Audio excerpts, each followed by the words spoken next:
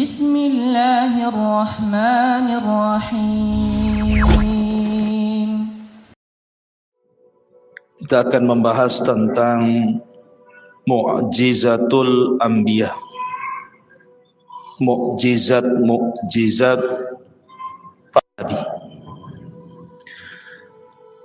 Nanti saya akan sebutkan apa saja mukjizat para nabi dari sejak Adam sampai Rasul kita Nabi besar Muhammad sallallahu alaihi wasallam.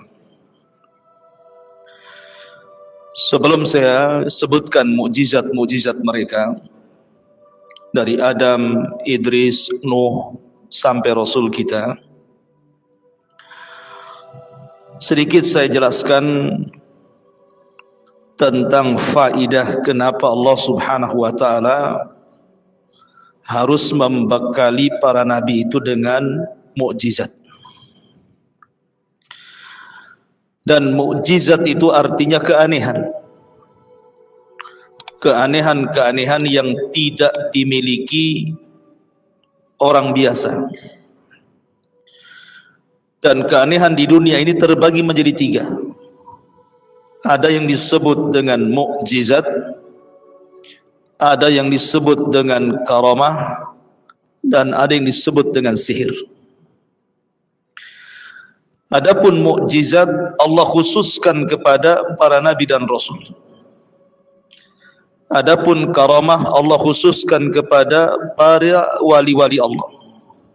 Adapun sihir, maka itu hanya dipelajari oleh orang-orang yang menggelut ilmu perdukunan. Tapi saya tidak hendak menjelaskan semuanya. Saya ingin menjelaskan satu saja tentang masalah mukjizat. Yang pertama, adanya mukjizat para nabi itu dalam rangka menjelaskan tentang qudratullah, kekuasaan Allah atau kemampuan Allah Subhanahu wa ta'ala, bahwa makhluk tidak mampu melakukannya. Dan itu menunjukkan bahwa mukjizat itu adalah kuasa Allah yang Allah anugerahkan kepada para nabinya. Kemudian yang kedua, adanya mukjizat itu sebagai rahmat, sebagai kasih sayang Allah Subhanahu wa ta'ala kepada hamba-hambanya, di mana sebagian hamba mampu melihat mukjizat para nabi untuk membuat ketenangan di hati-hati mereka bahwa nabi yang diikutinya itu betul-betul nabi, sehingga ada ketenangan dalam hatinya. Kemudian juga rahmat Allah bagi para nabi dan rasul itu sendiri, karena terkadang sebuah umat itu ketika didakwahi mereka tidak mau beriman kecuali setelah melihat keanehan-keanehan yang dimiliki nabi tersebut,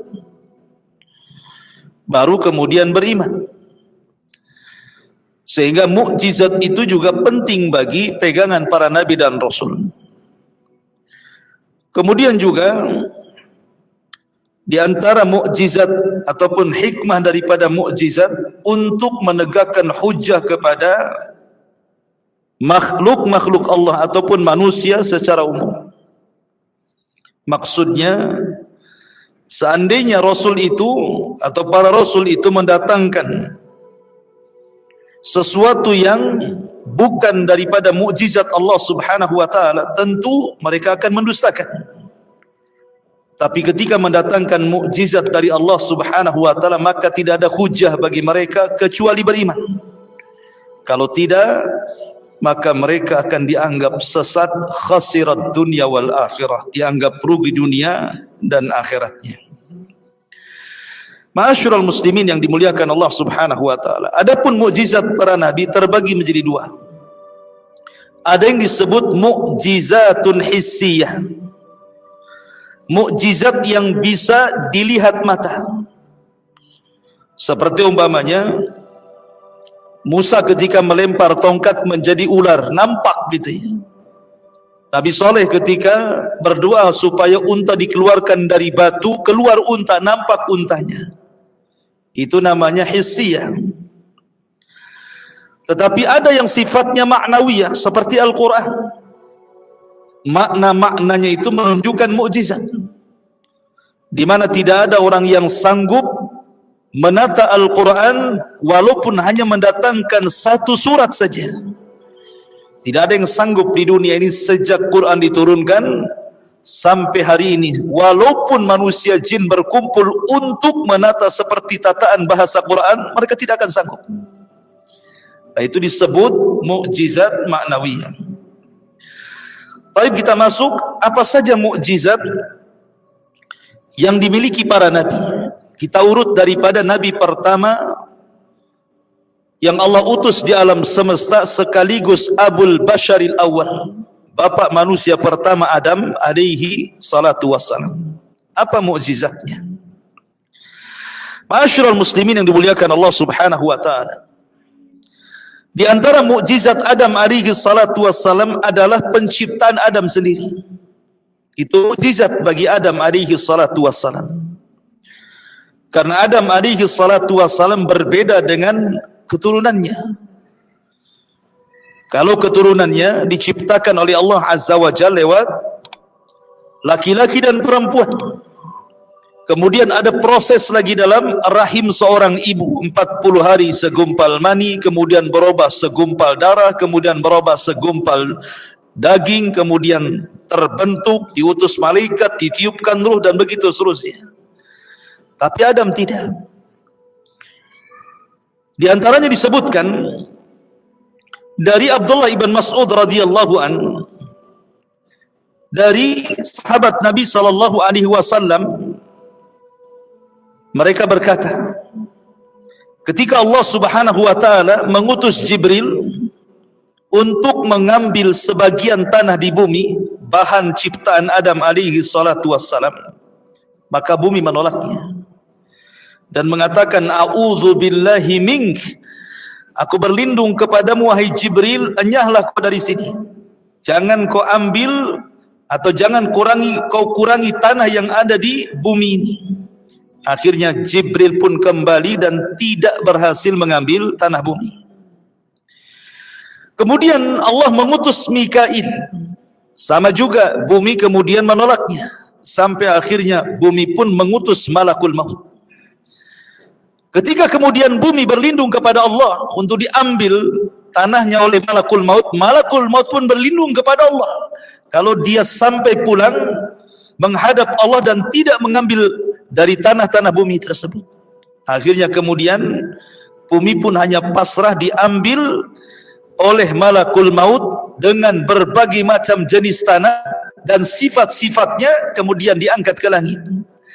Karena malakul maut yang berhasil mengambil tanah, maka Allah Subhanahu wa taala menugaskan malakul maut pula yang kelak akan mencabut setiap manusia yang terlahir dari Adam alaihi salatu wassalam.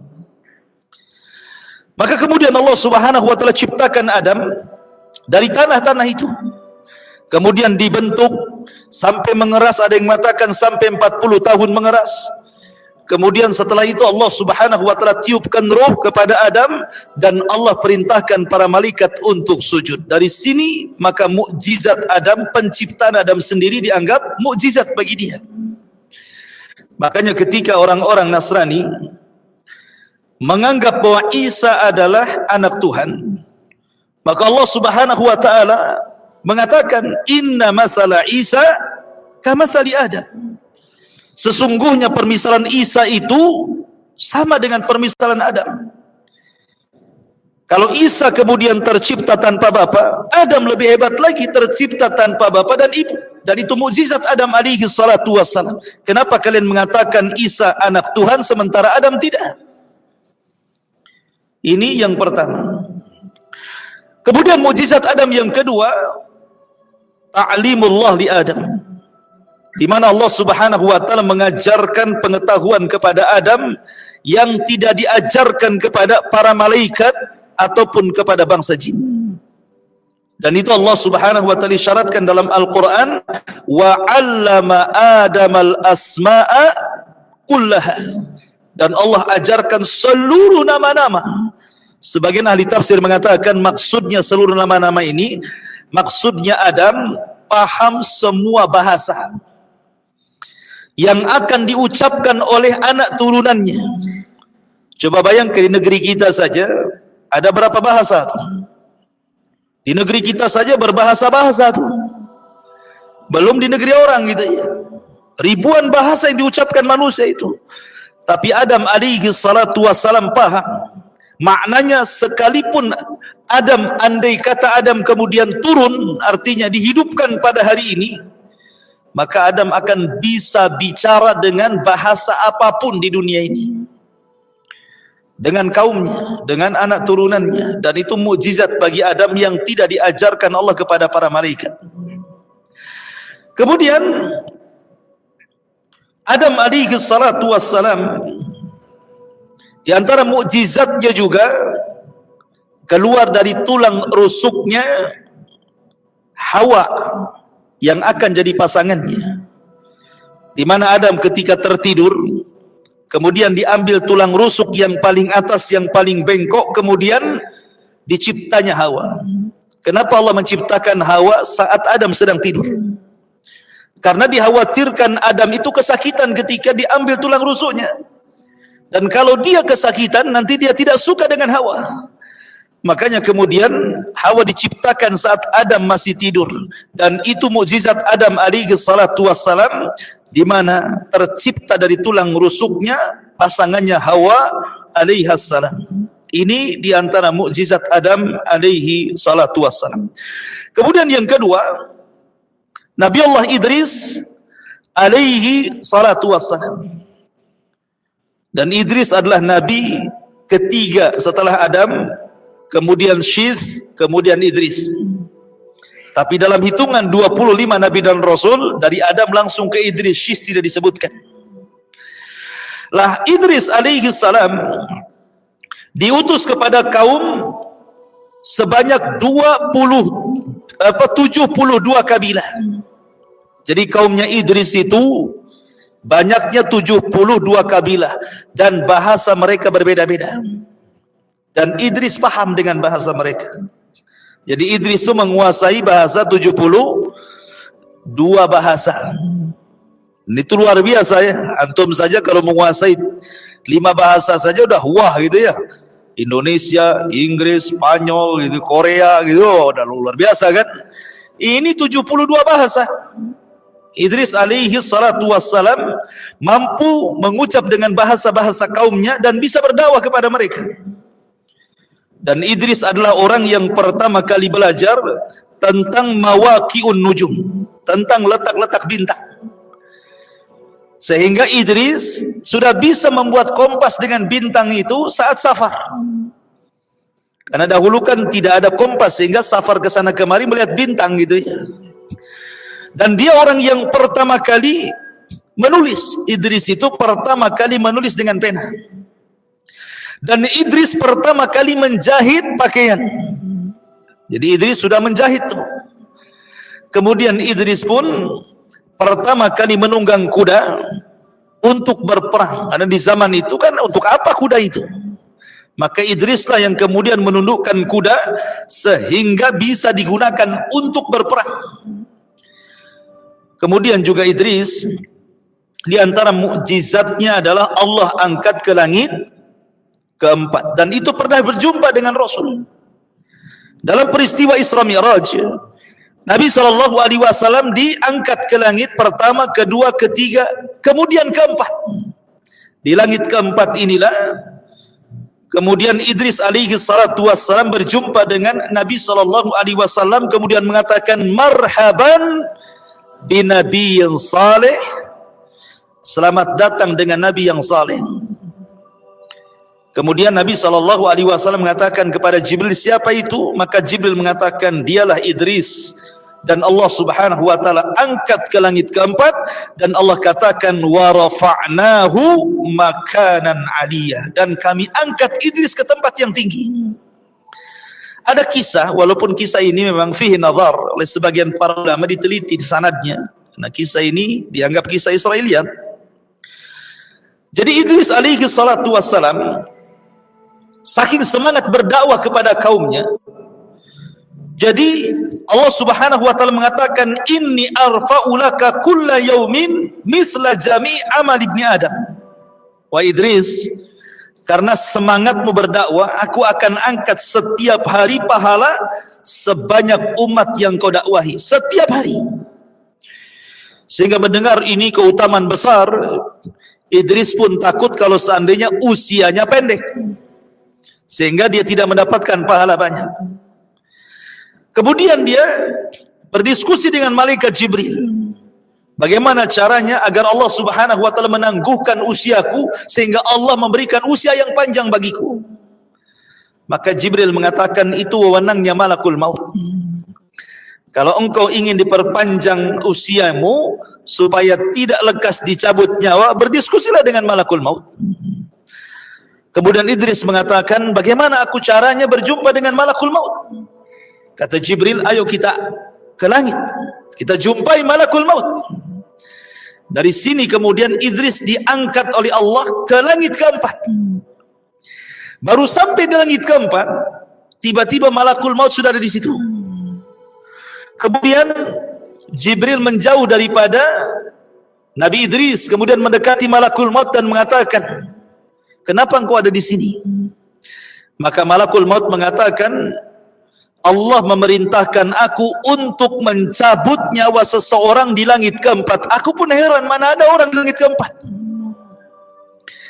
Rupanya di langit keempat tidak ada kecuali Nabi Idris. Lihat bagaimana Idris ingin minta supaya dipanjangkan usianya, tiba-tiba takdir sudah sampai kepada dia bahwa hari itu dia harus dicabut nyawanya. Dari sini Allah subhanahu wa ta'ala mengatakan, idza jaa ajaluhu la yastakhiruna sa'atan wa la yastaqdimun. Kalau sampai ajalnya tidak mungkin mundur, tidak mungkin maju, kan? Makanya ada istilah al-hadharu la yamna'ul qadara. Seseorang lari dari kematian itu tidak kemudian mencegah takdir adanya kematian. Bagaimanapun orang lari dari kematian, tetap kematian itu akan mengejar dia.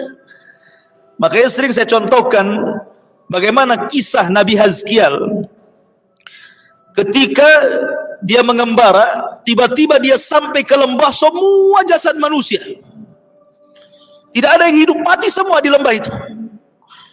Rupanya jasad-jasad itu adalah jasad-jasad Bani Israel yang menghindari wabah taun.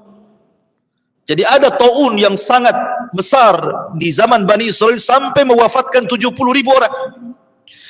Sehingga orang-orang yang selamat itu keluar, ingin supaya jangan terserang taun, ingin menyelamatkan diri dari kematian taun. Rupanya ketika sampai di lembah, malaikat maut sudah di situ. Mereka tidak mati kena taun, mereka dijemput malakul maut, mati semua satu lembah itu. Datang Nabi Hazkial, kemudian berdoa kepada Allah Azza wa Jalla agar mereka dihidupkan kembali. Dan Allah subhanahu wa ta'ala ceritakan dalam Al-Quran, alam tara ilal ladzina kharaju min diyarihim wa hum ulufun hadarul maut. Allah ceritakan dalam Quran kisah ini.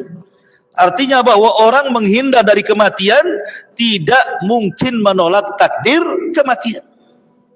Inilah mukjizat Idris, diangkat ke langit dan diwafatkan di langit keempat. Kemudian Nuh alaihi salatu wassalam. Apa mukjizat Nuh alaihi salatu wassalam? Nuh adalah awal rasul. Rasul yang pertama yang Allah utus ke bumi. Adam bukan rasul nabi, Idris bukan rasul nabi, Syith bukan rasul nabi. Rasul pertama Nuh alaihi salatu wassalam. Kenapa? Karena di zaman inilah terjadi penyimpangan kesyirikan. Sebelumnya belum ada kesyirikan selama 1000 tahun, 10 abad pun belum ada kesyirikan. Dari zaman Adam sampai Nuh itu 10 abad. Artinya 1000 tahun baru ada kesyirikan di zaman Nabi Nuh. Lah Allah utus Nuh kepada mereka, makanya Nuh menjadi awal rasul. Kalau antum membaca surah Nuh, subhanallah, Banyak pelajaran yang kita bisa petik bagaimana Nuh itu menggunakan metode, berbagai macam metode, mendakwai kaumnya siang malam, tetapi kaumnya tidak ada yang beriman. Bahkan akhirnya setelah Nuh berdakwah selama 950 tahun, tidak ada yang beriman satupun kaumnya, kecuali hanya keluarganya bisa dihitung dengan jari. Malah kaumnya kemudian hendak mencelakakan Nuh alaihi salatu wassalam, sampai dia berdoa kepada Allah subhanahu wa ta'ala, Rabbi inni maglubun fantasir. Ya Rabb, kaumku hendak mengalahkan diriku, tolonglah aku. Maka Allah subhanahu wa ta'ala memberikan mukjizat kepada Nuh alaihi salatu wassalam untuk membuat perahu di tengah padang pasir. Dan sebelumnya belum pernah ada orang yang membuat perahu. Nuh orang yang pertama membuat perahu, yang akhirnya diikuti oleh umat setelahnya sampai hari ini. Lihat mukjizatnya Nabi Nuh alaihi salatu wassalam, mampu memutarkan perekonomian sebuah negara. Nah, sekarang kita lihat kapal-kapal besar itu, terinspirasi dari mana pembuatan kapal sebesar itu kalau bukan Nuh yang pertama kali membuat perahu, kemudian ditiru oleh setelahnya sampai hari ini. Lah Nuh alaihi salatu wassalam membuat perahu itu bukan gampang, karena harus menanam dari bijinya. Jadi biji kayu itu ditanam, kemudian tumbuh sampai 100 tahun. Kemudian setelah 100 tahun sudah besar pohonnya, ditebang. Kemudian diserut lagi 100 tahun berikutnya. Baru setelah itu dirangkai menjadi perahu. Jadi proses pembuatan perahu Nuh itu cukup lama gitu ya, 200 tahun lebih gitu. Lah kaumnya ini setiap melihat Nuh sedang maku-maku bahasa kitanya ya, mereka mengatakan, ya Nuh, dulu engkau seorang nabi, engkau mengajak kami kepada agamamu. Lah sekarang kenapa beralih profesi pula kau jadi mebel pula, mungkin bahasanya gitu. Dulu engkau nabi, sekarang jadi tukang mebel katanya. Kunta rasulan al-an kunta najjaran katanya kan. Dulu kau seorang nabi, seorang rasul, sekarang kau jadi tukang kayu katanya. Jadi kaumnya itu berusaha untuk mengolok-olok Nuh alaihi salatu wassalam. Apalagi Nuh menciptakan kayu itu di tengah padang pasir. Mana bisa perahu berjalan di padang pasir? Tetapi Allah subhanahu wa ta'ala hendak memberikan mukjizat besar kepada Nuh alaihi salatu wassalam untuk ditampakkan kepada kaumnya. Sampai Allah katakan dalam Al-Quran, hatta idza jaa amruna wa farat tanur qul nahmil fiha min kulli zawjayn itsnaini wa ahlaka illa man sabaqa alaihi alqawlu wa man amana wa ma amana ma'ahu illa qalilun. Hingga apabila perintah kami datang dan tanur, dapur telah memancarkan air, kami berfirman, muatkanlah ke dalamnya kapal itu masing-masing hewan sepasang jantan dan betina, dan juga keluargamu kecuali orang-orang yang telah ada ketetapan terdahulu, dan muatkan pula orang yang beriman. Ternyata orang-orang yang beriman yang bersama Nuh tidak banyak kecuali sedikit. Maka Nuh alaihi salatu wassalam ketika pada waktunya Allah subhanahu wa ta'ala berikan tanda kepada Nuh, kalau sudah menyembur api dari sekitar perahu itu, dari tanah, kalau ada api yang menyembur ya, berarti kau harus naik. Maka Nuh alaihi salatu wassalam langsung memasukkan binatang-binatang, burung-burung, binatang-binatang buas gitu ya, dan orang-orang yang beriman di dalam perahu itu, sampai ketika Allah subhanahu wa ta'ala takdirkan, Allah katakan, fafatahna abwabas sama bima'in munhamir wa fajjarnal arda uyunan faltaqal ma'ala amrin qad qudir wa hamalnahu ala dhati alwahin wa dusur tajri bi a'yunina jazaan liman kana kufir. Allah subhanahu wa ta'ala mengatakan, maka kami bukakan pintu-pintu langit dengan menurunkan curahan hujan yang deras, dan kami jadikan bumi memancarkan mata-mata airnya, maka bertemulah air itu untuk sebuah urusan yang sungguh telah ditetapkan, dan kami angkut Nuh ke dalam bahtera yang terbuat dari papan dan paku yang berlayar dengan pemeliharaan kami sebagai balasan bagi orang-orang yang ingkar kepada Nuh alaihi salatu wassalam. Maka perahu itu kemudian diangkat oleh banjir bandang yang penuh dengan tufan dan menenggelamkan seluruh manusia, dan itu mukjizat terbesar Nuh alaihi salatu wassalam. Kenapa? Karena dari perahu itu umat manusia ada. Sebab kita semuanya satu dunia ini, mau Eropanya, mau Afrikanya, mau Asianya gitu ya, satu dunia ini semua turunan 3 putra Nuh. Kalau tidak ke Syam, ke Ham. Kalau tidak ke Ham, ke Yafis. Makanya Nuh itu disebut bapak manusia kedua setelah Adam. Ini yang ketiga, Nuh alaihi salatu wassalam. Kemudian yang selanjutnya Nabi Allah Hud. Karena ada 3 nabi yang berdekatan waktunya itu. Pertama Hud, kemudian Nabi Allah Saleh, kemudian Nabi Ibrahim alaihi salatu wassalam. Ini berdekatan waktunya ini. Ya. Hud dan Saleh ini nabi Arab. Kalau Ibrahim bukan. Nabi Allah Hud alaihi salam, apa mukjizat Hud alaihi salatu wassalam? Kita tahu bahwa Hud ini diutus kepada kaum yang Allah Subhanahu wa taala katakan dengan sebutan Ad, kaum Ad, Irama dzatil imad, keturunan Iram ibn Ad. Jadi kaum Ad itu subhanallah ikhwan, raksasa, tinggi-tinggi, kuat-kuat. Di zamannya tidak ada yang mengalahkan kaum Ad. Semua kabilah-kabilah kalah dengan kaum Ad. Sehingga mereka jabar, mereka sombong. Apalagi mereka itu kerjanya hanya mahat gunung dibuat istana. Mereka luar biasa, kaum yang sangat kuat sekali gitu ya. Lah Hud diutus kepada mereka. Sementara Hud perawakannya berbeda dengan kaum Ad. Tetapi Allah Subhanahu wa taala memberikan mukjizat kepada Hud alaihi salatu wassalam, di mana kaum Ad tidak bisa menyentuh Hud sedikit pun. Satu helai rambut pun tidak bisa. Apabila mereka hendak menyakiti Nabi Allah Hud, tidak bisa. Padahal Hud ini orang yang lemah secara fisik dibandingkan kaum Ad yang kuat-kuat itu. Tetapi karena di antara mukjizat Nabi Allah Hud alaihi salatu wassalam punya tawakal yang kuat kepada Allah Subhanahu wa taala, sehingga dia mengatakan, dan itu disebutkan dalam Al-Qur'an, faqiduni jami'an summa la tunzarun. Inni tawakkaltu 'ala Allah rabbi wa rabbikum wa ma min dabbatin illa huwa akhidun binasiyatiha. Kata Hud alaihi salatu wassalam, dia mengatakan faqiduni jami'an, buatlah tipu daya kalian kepadaku. Silahkan sakiti aku kalau bisa. Dan jangan kalian tunda. Sesungguhnya aku bertawakal kepada Allah, Tuhanku dan Tuhan kalian. Tidak ada satupun makhluk bergerak yang bernyawa, melainkan dialah yang memegang ubun-ubunnya.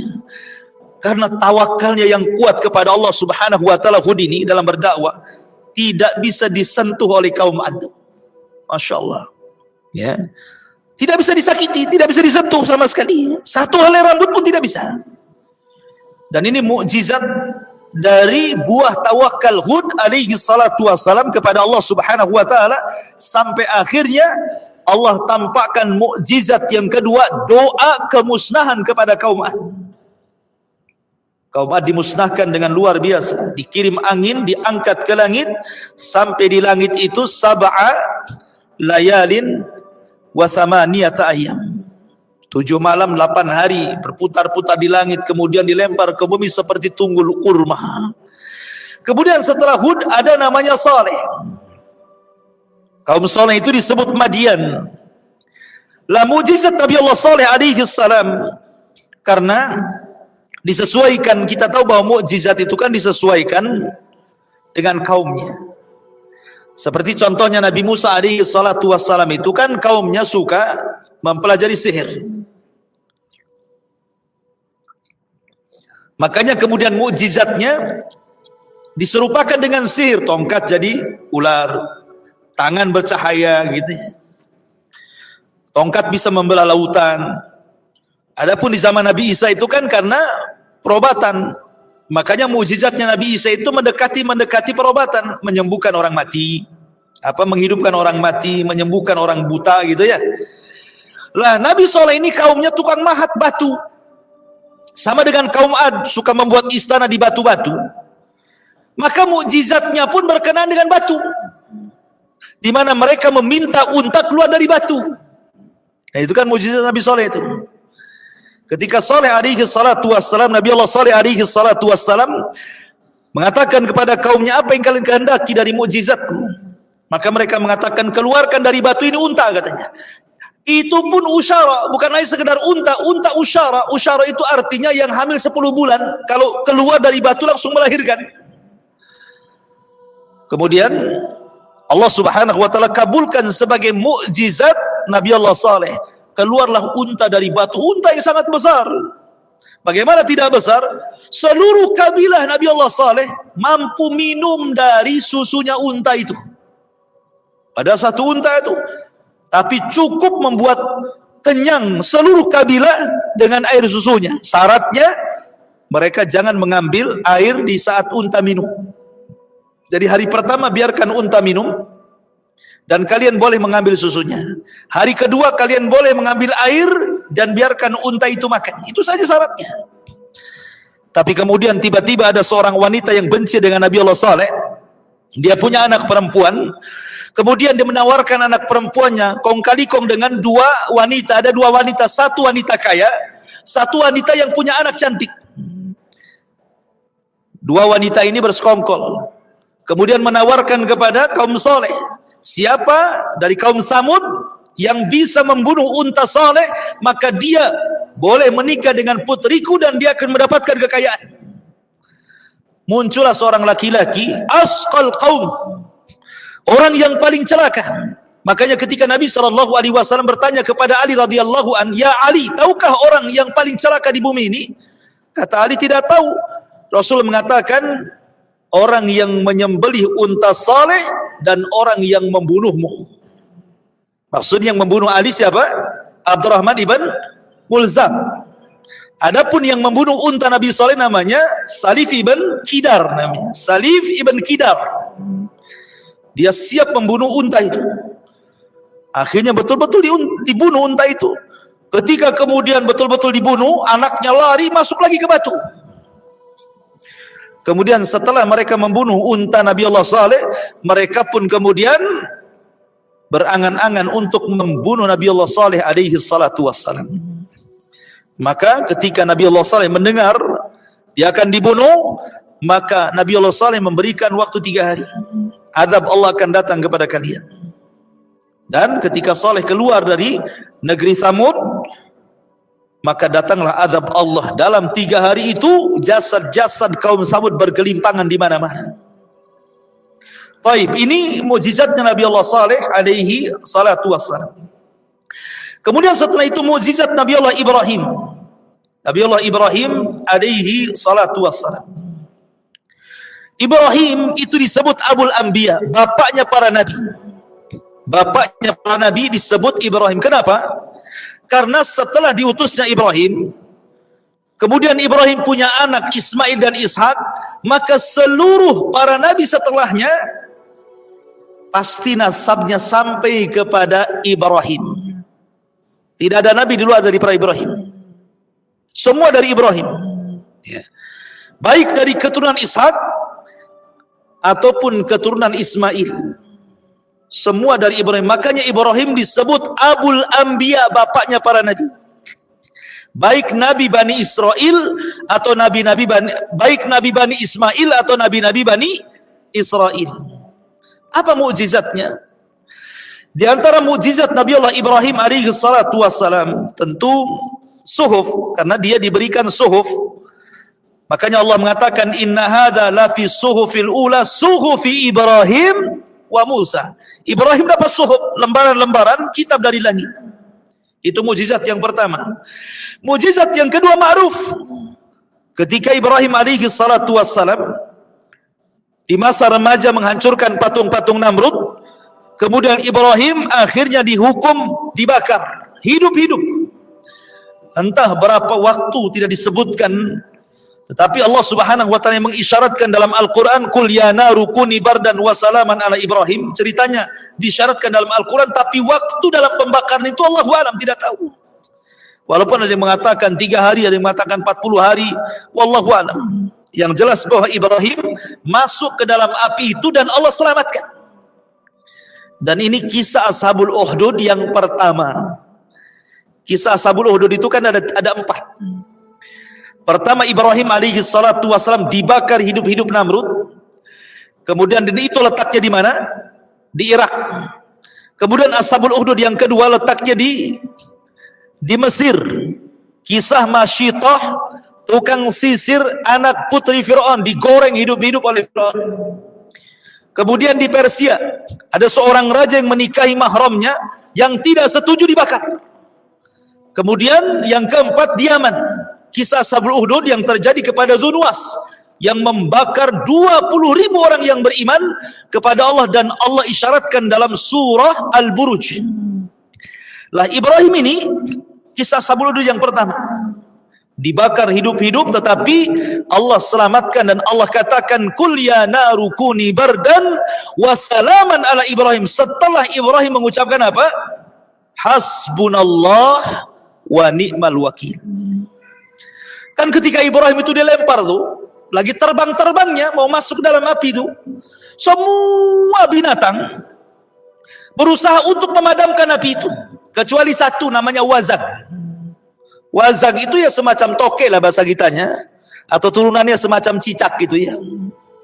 Makanya kenapa Nabi SAW memberikan arahan kepada kita untuk membunuh toke kan, membunuh cicak gitu kan, dan berpahala. Ya, kalau sekali pukulan pahalanya lebih besar. Kalau 2 kali pukulan pahalanya lebih kecil. Kalau 3 pukulan makin lama mukulnya itu makin kecil pahalanya. Jadi kalau bunuh sekali tepak mati itu pahalanya besar tuh. Supaya jangan menyiksa binatang juga ya. Ada yang mengatakan yang salah kan tokeknya di zaman Nabi Ibrahim, kenapa keturunannya dibunuh? Masa salah bapaknya anaknya yang kena kan katanya. Bukan begitu. Ya. Nabi SAW yang memerintahkan seperti itu. Soal hikmahnya, apakah itu salah bapaknya? Wallahu alam. Nabi yang memerintahkan dibunuh, ya dibunuhlah kan gitu. Ketika Rasul memerintahkan sesuatu untuk dibunuh, pasti ada hikmahnya. Nah mungkin tidak ada hikmahnya. Apa yang Rasul bunuh-bunuh nggak ada hikmahnya gitu kan? Ada hikmahnya. Kemudian seluruh malaikat datang kepada Ibrahim untuk menyelamatkannya, menawarkan diri. Bahkan juga Israel, Mikail yang menurunkan hujan itu datang kepada Ibrahim, "Ya Ibrahim, kalau engkau mau kami turunkan hujan supaya padam api itu." Tetapi Ibrahim alaihi salatu wassalam menolak dan mengatakan, "Amma ilaika fala wa amma ilallahi fabala." Adapun harus meminta pertolongan kepadamu, tidak. Adapun harus meminta kepada Allah, ya. Dari situ Ibrahim mengatakan, "Hasbunallah wa ni'mal wakil." Inilah yang diucapkan Rasul ketika selesai perang Uhud. Tiba-tiba ada isu dari Mekah, akan datang pasukan besar menyerbu Madinah. Para sahabat hampir ketakutan, maka Rasul menenangkan para sahabat dan mengucapkan persis seperti yang diucapkan Ibrahim ketika dilempar ke dalam api, "Hasbunallah wa ni'mal wakil." Ketika Ibrahim mengucapkan hasbunallah wa ni'mal wakil, turunlah perintah kepada api, "Qul ya naru kuni bardan wa salaman ala Ibrahim." Katakan, wahai api, "Qul ya naru kuni bardan," jadilah kau dingin. Subhanallah. Ayat ini tidak titik sampai di sini. Kalau ayat ini titik sampai di sini, niscaya satu api dunia jadi dingin. Antum tidak bisa bakar-bakar. Tetapi masih koma. Yang dingin itu api Ibrahim saja. "Qul ya naru kuni bardan wa salaman ala Ibrahim." Artinya api yang membakar Ibrahim saja yang dingin, yang menyelamatkan Ibrahim. Kenapa ada kalimat salam? Sebab dingin pun bisa mematikan. Bukan hanya panas, dingin pun bisa mematikan. Makanya salaman, selamatkan dia. Mau api itu dingin, mau api itu panas, selamatkan Ibrahim. Maka Ibrahim pun kemudian selamat, dan ini adalah mukjizat yang masyhur, ma'ruf dicatat di dalam Al-Quran. Termasuk juga Ibrahim alaihi salatu wassalam meminta kepada Allah subhanahu wa ta'ala kekuasaannya bagaimana membangkitkan dari kematian. Maka Allah subhanahu wa ta'ala merintahkan Ibrahim, ambillah 4 unggas. Mungkin bahasa kitanya bebek, mentok, burung, apa gitu ya, yang unggas-unggas itu ya. Potong-potong semuanya itu, kakinya, sayapnya, kepalanya, semua potong-potong. Kemudian bagian-bagian tubuhnya kau letakkan di gunung-gunung mana saja tuh. Kau pegang aja kepalanya, kau panggil badan-badannya itu. Maka Ibrahim betul-betul melakukan, ambil kemudian 5 unggas, kemudian kepalanya dipotong, dipegang, kemudian badannya dipotong-potong kecil, ditaruh di bukit-bukit, di gunung-gunung, di lembah-lembah. Kemudian Ibrahim memanggil, tiba-tiba datang semuanya. Subhanallah, tidak ada yang tertukar badan dengan kepalanya itu. Dan itu mukjizat. Ya, mukjizat para nabi yang ditampakkan oleh Allah subhanahu wa ta'ala. Masyurul muslimin yang dimuliakan Allah azza wa jalla, dan banyak lagi mukjizat Ibrahim. Kemudian setelah Ibrahim, Ismail putranya alaihi salatu wassalam. Apa mukjizat Ismail alaihi salatu wassalam? Ketika Ibrahim alaihi salatu wassalam membawa Ismail dengan ibundanya Hajar dari Palestina ke negeri Mekah, biwadin ghairi di zar'in inda baitikal muharram, ke sebuah lembah, tidak ada tanaman, tidak ada binatang, tandus, kering kelontang, pokoknya gersang. Nggak ada sama sekali kehidupan di situ. Tiba-tiba ditaruh di situ dengan anak kecil, Ismail kecil. Kemudian Ibrahim tidak boleh menginap bersama mereka walaupun satu. Pokoknya diantar ke tempat itu langsung pergi. Perginya pun tidak boleh nengok ke belakang. Mungkin bahasa kita tega banget gitu ya. Masa ditaruh kemudian suruh pergi, nggak boleh nengok pula ke belakang. Hajar memanggil-manggil, ya Ibrahim, ila aina tadhhab? Ibrahim, hendak pergi kemana kau? Tapi Ibrahim tidak boleh menjawab karena dilarang Allah. Tidak boleh menjawab, tidak boleh melirik ke belakang, langsung meninggalkan. Apa hikmahnya itu? Tetapi Hajar adalah wanita yang sudah tergembleng tawakalnya.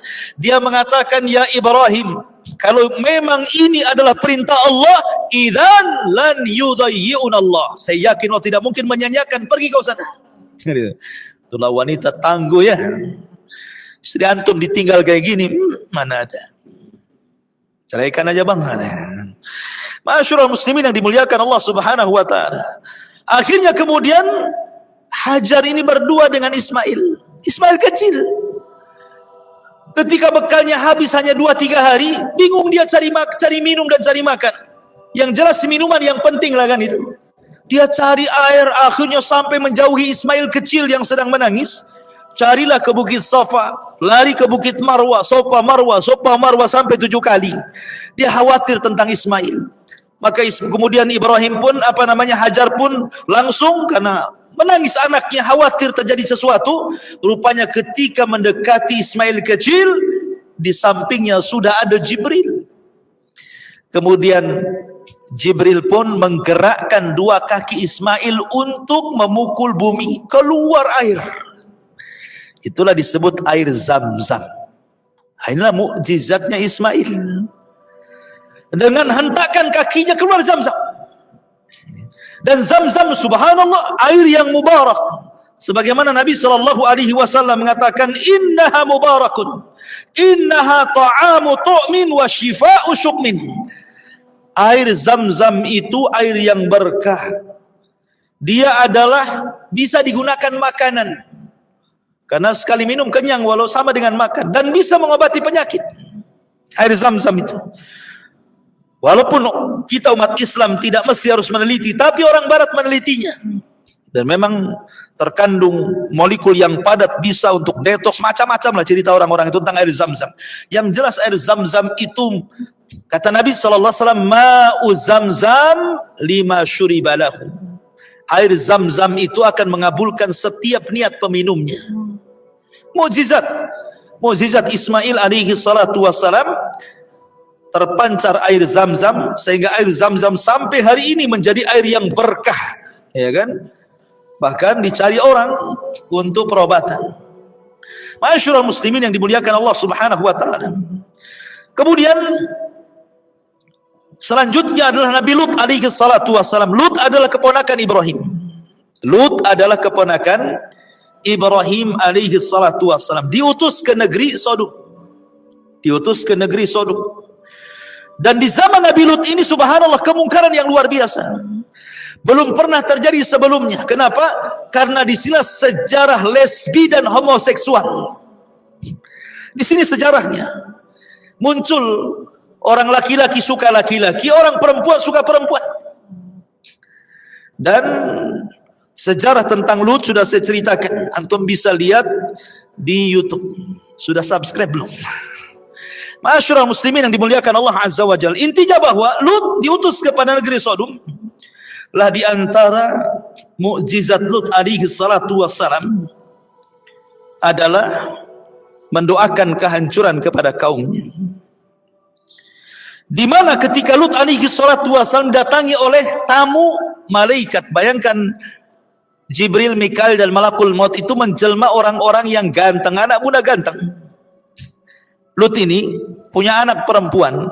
Anak perempuannya itu jadi mata-mata Lut. Terkadang disuruh untuk tinggal di perbatasan. Siapapun tamu yang datang, tujuannya ke rumah Nabi Lut, jangan diperbolehkan masuk, suruh balik lagi. Karena dikhawatirkan diculik ya, oleh laki-laki yang suka laki-laki itu. Sementara istrinya Lut itu pengkhianat. Makanya Allah mengatakan, "Daraballahu masalan lilladzina kafaru imra'atan Nuhin wa imra'atan Lut." Lihat Allah membuat permisalan wanita bagi orang kafir, salah satunya adalah wanita Nuh dan wanita Lut. Apa pengkhianatan keduanya? Kalau wanita Nuh, istri Nuh itu pengkhianatannya, kalau Nuh ini dapat wahyu, maka yang pertama menganggap gila istrinya. Kaumnya belum menganggap gila istrinya, sudah mengatakan gila suaminya. Ya. Tetapi pengkhianatan istrinya Lut beda. Istrinya Lut ini sudah kong kali kong dengan para preman gitu. Kalau seandainya ada tamu bagus mukanya, ganteng gitu kan, kasih tanda saja, nanti saya akan beri kau uang, nanti kami akan culik itu laki-laki itu. Dengan cara apa? Dengan cara membakar kayu bakar, nanti asapnya ngepul. Oh, kalau ada asap pul berarti di rumah Lut ada tamu tuh. Oh, nanti datang preman-preman tuh. Diculiknya laki-laki sampai diperkosa sama-sama. Laki-laki memperkosa laki-laki. Apa enaknya coba? Masyarul muslimin yang dimuliakan Allah Azza wa Jalla. Lah disitulah Lut berdoa kepada Allah untuk kehancuran kepada kaumnya. Subhanallah, ngeri. Azab yang ditimpakan kepada kaum Lut itu berbeda dengan azab yang ditimpakan kepada kaum-kaum yang lainnya. Kenapa?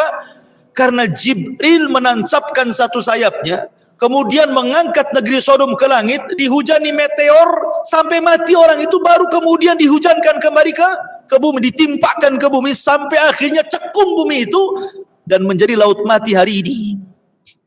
Sehingga Ali bin Abi Thalib radhiyallahu an ketika memberikan fatwa bagaimana cara memberikan had bagi orang yang homo itu, kata dia dirajam. Tetapi caranya bukan seperti rajam orang yang berzina, dikubur setengah dada kemudian dilempari, tidak.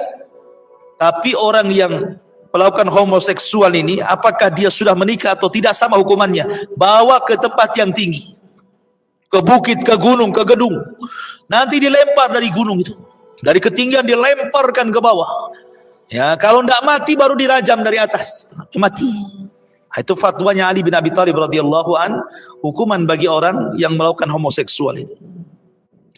Kemudian juga tidak disebutkan banyak tentang mukjizatnya Nabi Lut alaihi salatu wassalam.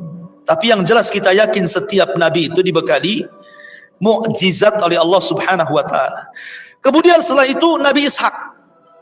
Nabi Ishak alaihi salatu wassalam, dan Ishak ini adalah putra daripada Ibrahim setelah Ismail. Lah di antaranya adalah mukjizat Nabi Ishak adalah kelahiran Ishak itu sendiri kan itu. Karena Ibrahim ketika menikah dengan Sarah itu lambat punya anak. Sampai akhirnya datang malaikat menghabar gembirakan akan lahirnya Ishak. Kemudian istrinya Ibrahim tertawa. Tertawa dalam bahasa Ibrani namanya Ishak, maka namanya Ishak gitu ya, pakai bahasa Ibrani. Ishak itu bukan bahasa Arab. Ya, Ibrani artinya tertawa. Kenapa? Karena Sarah tertawa. Kenapa Sarah tertawa?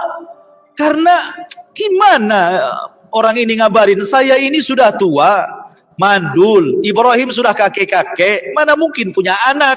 Ketawalah dia gitu ya. Nah, sejak itu maka anak yang keluar disebut Ishak.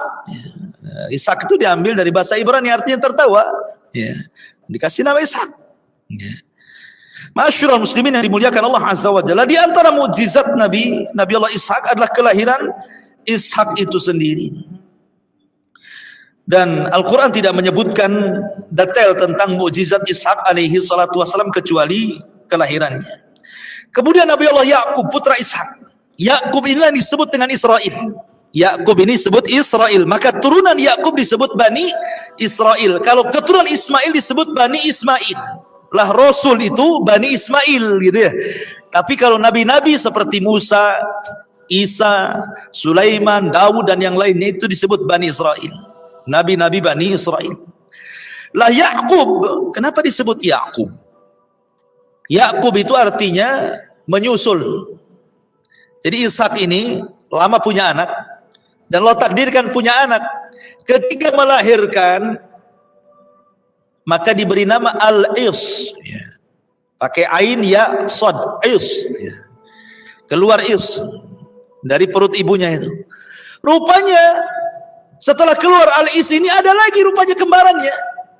Kembarannya itulah Ya'qub. Ya'qub itu artinya menyusul dalam bahasa Arab itu. Ya. Maka disebut Ya'qub karena menyusul abangnya gitu. Rupanya ada lagi isinya setelah keluar Is, rupanya di perut ibunya masih ada lagi kembar dua rupanya ya. Lah Ya'qub ini belakangan, maka disebut Ya'qub karena menyusul abangnya. Lah Ya'qub ini adalah cikal bakal Bani Israel. Kalau Al-Is itu cikal bakal Bani Asfar. Dan Bani Asfar itu disebut Eropa hari ini. Orang-orang Eropa itu turunan Bani Asfar dari Al-Is. Kalau Bani Israel turunan daripada Ya'qub. Tidak banyak Nabi yang diutus kepada bangsa Eropa dari turunan Is kecuali satu Ayub namanya. Nabi Ayub alaihi salatu wassalam yang ma'ruf kesabarannya itu turunan Is, ya kan? Diutus kepada bangsa Eropa. Tetapi kebanyakan dari Ya'qub. Nah, kalau Ya'qub banyak ribuan para nabi diutus kepada Bani Israel. Wajar Bani Israel berbangga gitu ya karena banyak nabi diutus kepada mereka. Lah di antara mukjizat Ya'qub alaihi salatu wassalam disebutkan Ya'qub ini punya anak 12, salah satunya siapa? Yusuf. Nabi Yusuf alaihi salatu wassalam. Ketika Yusuf dizalimi oleh saudara-saudaranya masih kecil, sehingga Yusuf dicemplungkan ke sumur, kemudian diambil para pedagang, kemudian saudara-saudara Yusuf memberikan alasan kepada bapaknya bahwa Yusuf dimakan serigala. Ini buktinya nih, bajunya yang dicopot dari Yusuf dilumuri darah kambing, kemudian diserahkan ke bapaknya. Bapaknya buta, Ya'qub buta, tidak bisa melihat, ya kan? Sehingga kemudian saudaranya mengatakan, akalah hudhibu, Yusuf dimakan serigala wahai ayahku. Tapi bapaknya tidak percaya. Di antara mukjizat ayahnya Ya'qub adalah masih merasakan bahwa Yusuf itu masih hidup. Dia bisa merasakan Yusuf itu tidak mati. Yusuf itu masih hidup. Makanya kemudian Ya'qub mengatakan, ya bunai, idhabu fatahassasu min Yusuf wa akhi, wala tai'asu min rauhillah. Kata Ya'qub, wahai anakku, cari kabar tentang Yusuf dan saudara Benyamin. Jangan putus asa, dia masih hidup katanya. Itu mukjizatnya, tahu Yusuf masih hidup gitu ya. Saudara-saudara nggak bisa lah bohongi ayahnya. Ayahnya Nabi, punya mukjizat. Tapi ayahnya karena gimana pun melihat anak-anaknya, ya bisa apa gitu ya. Apalagi Nabi Ya'qub buta.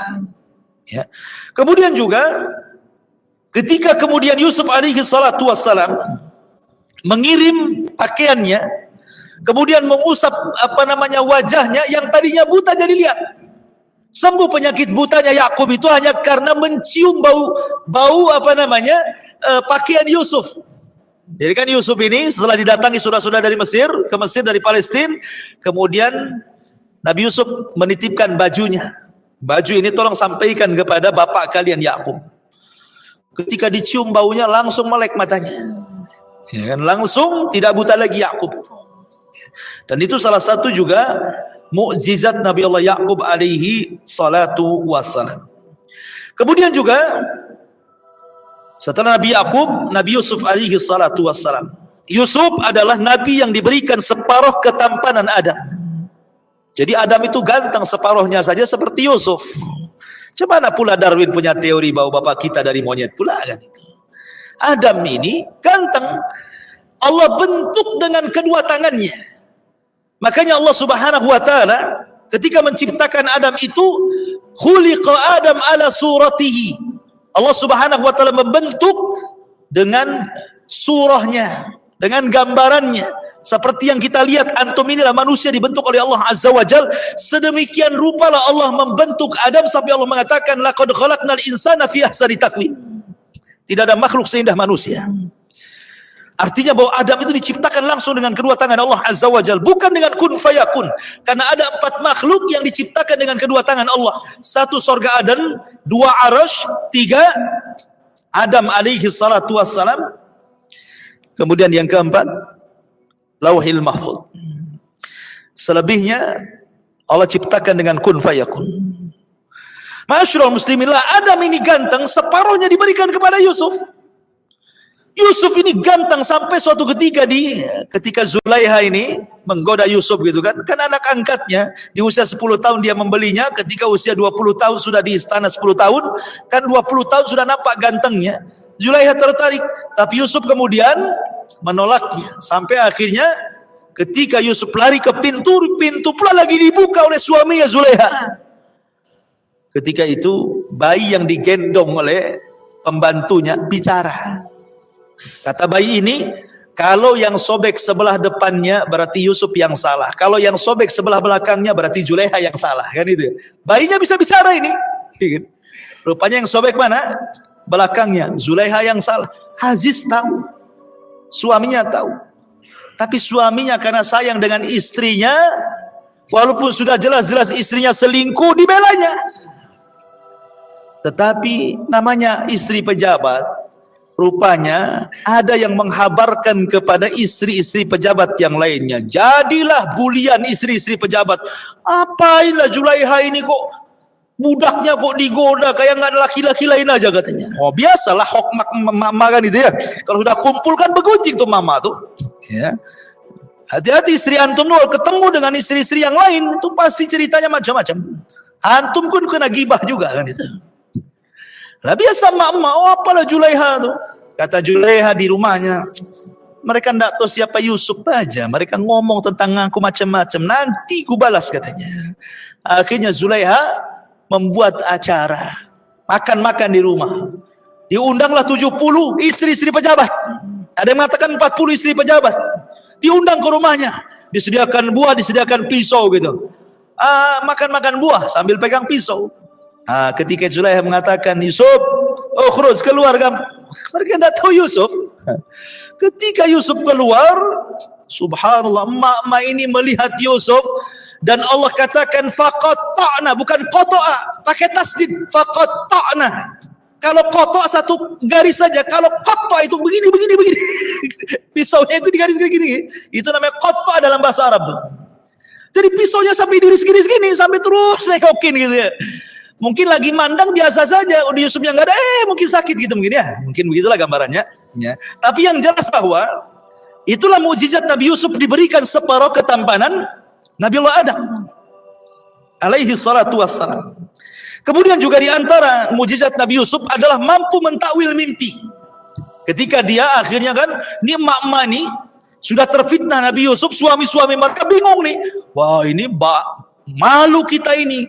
Kalau seandainya rakyat Mesir mengetahui istri-istri kita ini terfitnah dengan Yusuf, ini aib istana ini.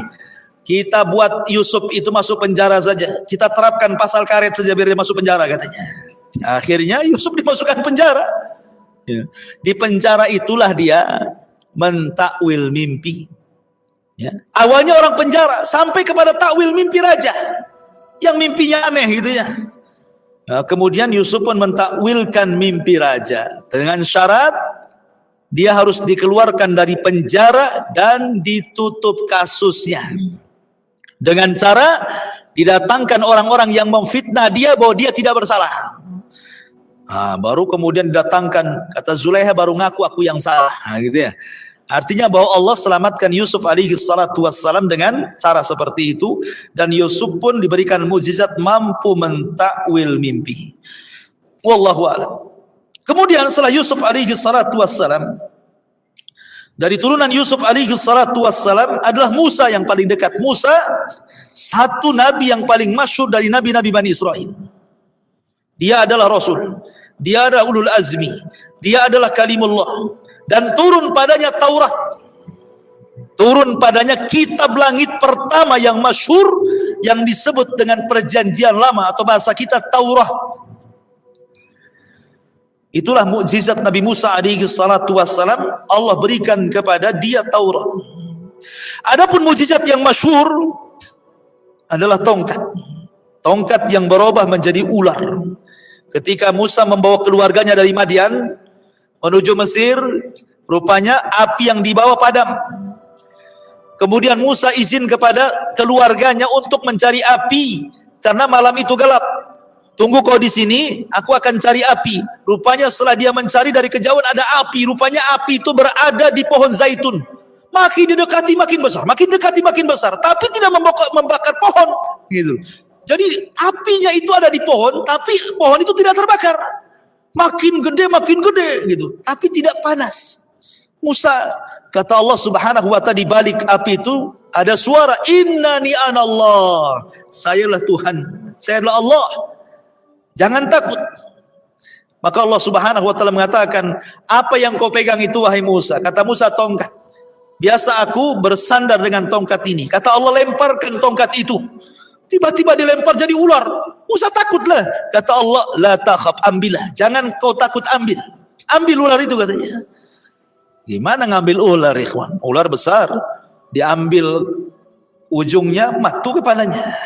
Diambil kepalanya jelas-jelas matu kan, itu ular itu kan.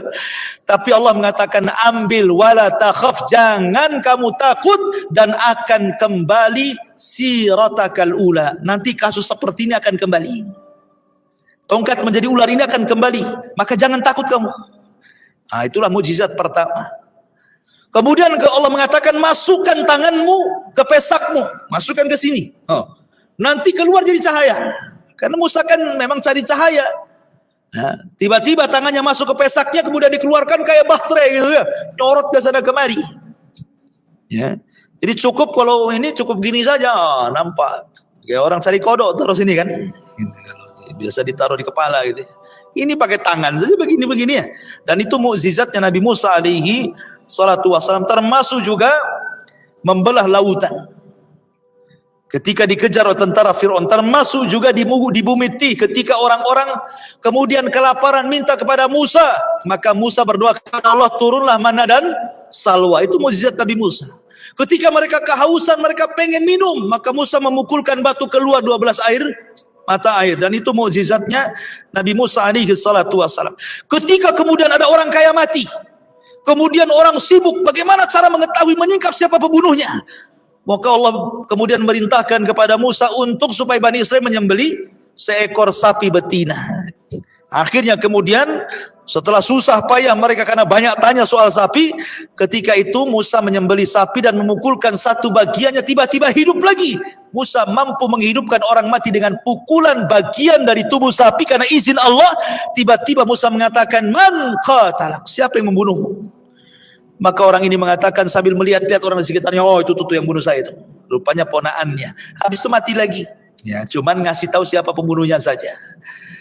Jadi ini mukjizatnya Nabi Musa, menghidupkan orang mati dengan izin Allah Subhanahu wa ta'ala. Termasuk juga Nabi Musa alaihi salatu wassalam adalah orang yang mampu mengalahkan iblis. Dalam sebuah kisah, tapi ini Israiliyat juga ya kan. Makanya iblis itu takluk dengan Nabi Musa alaihi salatu wassalam. Ketika iblis berusaha untuk mempengaruhi Samiri. Samiri ma'ruf pembuat patung anak sapi. Itu kan karena surat iblis. Dia membuat patung anak sapi. Ya. Akhirnya kemudian Musa alaihi salatu wasalam setelah tahu bahwa Samiri sudah menyesatkan Bani Israel, maka Musa pun melempar patung anak sapi ke lautan, dan iblis lari terbirit-birit. Ini kisah Israiliyat, tidak perlu dijadikan sandaran. Kemudian selanjutnya setelah Nabi Musa alaihi salatu wassalam adalah Dzulkifli. Dzulkifli mukjizatnya ma'ruf kesabaran luar biasa, nggak bisa marah orangnya itu. Nabi yang nggak bisa marah itu Dzulkifli itu. Dan itu mukjizat, nggak bisa marah. Ya samalah Rasul itu tidak pernah mencela makanan. Kan kita ini susah untuk tidak mencela makanan kan. Nabi tidak pernah mencela, itu mukjizat itu. Ya. Tidak mencela makanan itu mukjizat. Nabi tidak pernah mencela makanan. Kalau suka dia makan, kalau tidak suka ditinggalkan. Kalau kita kan suka nambah lagi, tidak suka dikomentari. Itu kan kita ya. Gak enak ini. Hambar, gak enak. Ini begini begitu, macam-macam ceritanya. Apalagi mama ya. Bapak-bapak juga ada yang kayak mama juga. Tukang komentar makanan, komentator kuliner. Masyarul muslimin yang dimuliakan Allah Azza wa Jalla. Kemudian juga Nabi Ilyas. Nabi Ilyas ini mengatakan mukjizatnya sama dengan Nabi Isa berkaitan dengan masalah perobatan. Termasuk juga Yasa, Al-Yasa juga mampu menghidupkan orang mati, mampu menghidupkan mengobati orang penyakit kulit, penyakit mata, macam-macam ya. Kemudian Yunus alaihi salatu wassalam. Yunus ma'ruf ketika dia meninggalkan kaumnya, dia berdakwah loh. Lama berdakwah, tidak ada yang beriman kepada dia. Sehingga akhirnya dia marah. Kemudian dia mengancam, kalau kalian tidak beriman akan turun azab dalam 3 hari. Kemudian Yunus pergi. Hari pertama nampak akan ada azab. Hari kedua nampak akan ada azab. Hari ketiga ketakutan kaumnya beriman. Yunus tidak tahu karena sudah pergi. Kan itu ya. Akhirnya ketika kaum Yunus beriman, azabnya dicabut. Yunus pergi nggak tahu menahu. Dikiranya kaumnya sudah diazab gitu ya. Tapi karena dia meninggalkan kaumnya tanpa izin Allah, dari situlah ketika naik perahu, perahunya tiba-tiba berhenti di tengah lautan tanpa sebab. Coba antum naik perahu, tiba-tiba berhenti sendiri di tengah lautan. Apa nggak stres? Ada apa ini? Rupanya perahu itu semakin mau tenggelam. Aku dilemparlah barang-barangnya. Terakhir masih juga bebannya, masih berat juga. Harus orang yang melempar.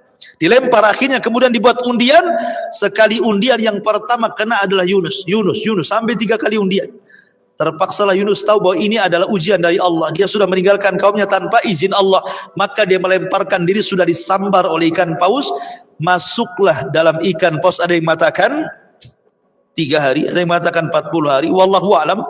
Tapi Yunus berada dalam 3 kegelapan. Kegelapan perut ikan, kegelapan dasar lautan, kegelapan tengah malam. Secara logika Yunus harus mati. Tapi dia terus berdoa kepada Allah Subhanahu wa taala, la ilaha illa anta subhanaka inni kuntu minadh dhalimin. Terus sampai Allah mengatakan, kalaulah bukan karena tasbih Yunus, tentu Yunus akan tinggal di perut ikan sampai kiamat. Ya, karena dia bertasbih terus. Akhirnya dia dilemparkan kembali ke daratan, kemudian di sampingnya ada pohon yaknun, kemudian dimakan, sehat, balik lagi ke kaumnya Nainawa, dan semua beriman kepada Yunus alaihi salatu wassalam. Dan itu adalah mukjizatnya Yunus. Kemudian mukjizat Nabi Daud alaihi salatu wassalam. Daud ini orang miskin, penggembala kambing. Dia biasa melempar batu. Jadi kalau ada serigala mau makan kambing dia, diambilnya batu, dilempar serigala. Kalau tepat mati itu serigala itu.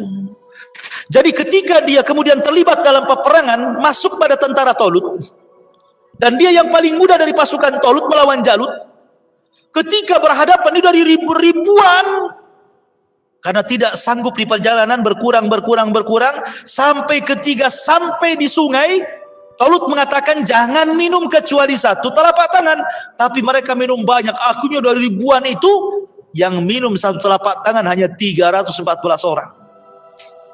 Itulah tentara pilihan Tolut, dan di situ ada Daud. Ketika berhadapan dengan tentara Jalut, ribuan jumlahnya, orangnya besar-besar. Ciut yang 314 orang ini, gimana cara mengalahkan mereka? Mereka besar-besar, kami sedikit, kecil-kecil lagi. Kemudian kan di zaman itu kan kalau perang ada mubarazah, ada adu tanding dulu, mana jagoanmu, jagoan saya. Rupanya yang maju langsung si Jalut itu. Siapa yang bisa melawan saya? Tentara Tolut ketakutan semuanya. Kata Tolut, siapa yang bisa membunuh Jalut? Tidak ada yang berani. Kata Talut, siapa yang membunuh Jalut? Tidak ada yang berani, sampai 3 kali. Kata Talut, siapa yang membunuh Jalut? Dia menikah dengan putriku. Gak ada yang berani juga, daripada mati konyol. Belum menikah sudah mati, kan gitu ya. Gak ada yang berani. Kemudian Talut mengatakan, siapa yang mengalahkan Jalut, ku nikah dengan putriku dan dia akan mewarisi tahtaku. Oh, Daud keluar, yang paling kecil, yang paling muda, keresak-keresuk keluar. Saya katanya kan. Lah, Daud kecil, Jalut besar. Cuman di tangannya ada beberapa kerikil yang biasa lempar untuk lempar serigala tuh. Jadi dia cuma bawa kerikil saja. Ketika berhadapan langsung dia lempar. Daud kalau dia ngelempar tidak pernah salah sasaran. Pasti kena kepala serigala, mesti itu. Langsung sasarannya kepala Jalut, langsung kena kepalanya, pecah mati. sekali lempar mati. Zaman dulu kalau sudah pemimpinnya mati, anak buahnya korat-karit lah, kocar-kacir.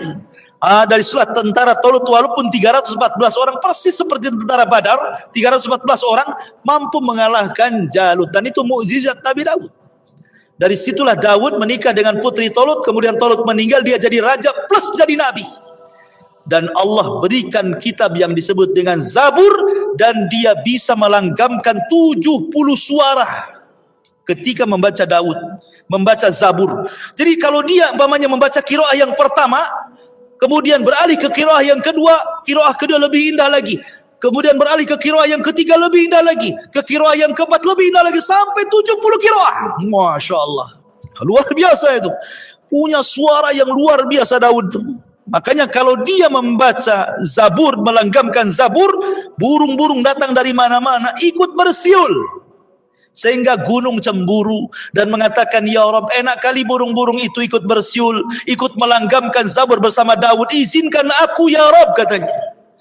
Akhirnya Allah mengatakan, ya silahkan. Maka gunung pun ikut bersiul, gunung pula bersiul, dagdug-dagdug, gak jelas lah suaranya kan itu ya, gunung itu. Makanya Allah mengatakan di dalam Al-Quran tentang masalah mukjizatnya Nabi Daud alaihi salatu wassalam, walaqad ataina Dawuda minna fadlan ya jibal awwibi ma'ahu wat-thair.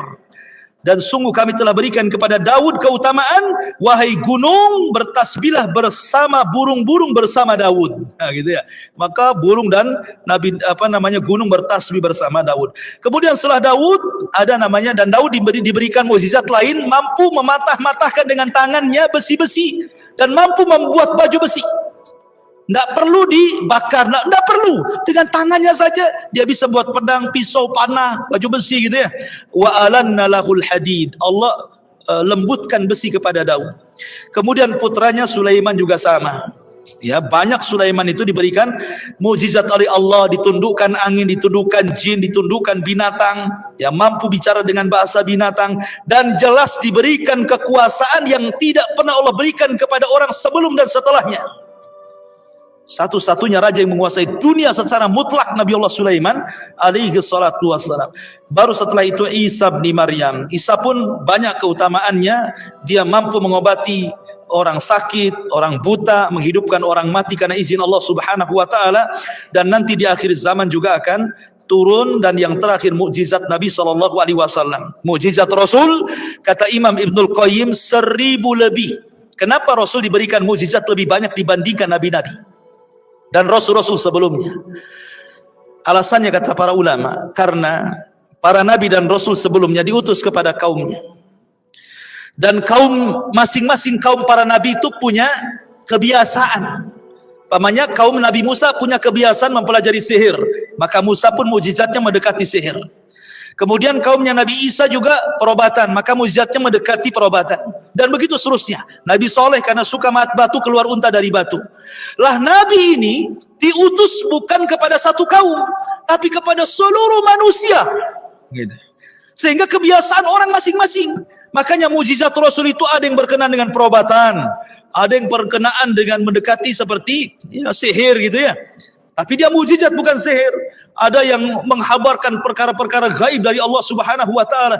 Makanya Imam Ibnul Qayyim mengatakan mukjizat Rasul itu lebih daripada 1000 mukjizat. Rasul yang terbanyak mukjizatnya itu Nabi sallallahu alaihi wasallam, wajar karena diutus kepada seluruh umat manusia. Dan mukjizat yang paling besar adalah Al-Qur'anul Karim yang akan tegak sampai kiamat dibangkitkan. Kalau saya sebutkan mukjizat Rasul, ya mungkin 50 atau sampai 100 gitu ya, mungkin waktu tidak akan cukup, maka cukup sampai di sini. Insyaallah kita nanti khususkan tentang pembahasan mukjizat Nabi sallallahu alaihi wasallam.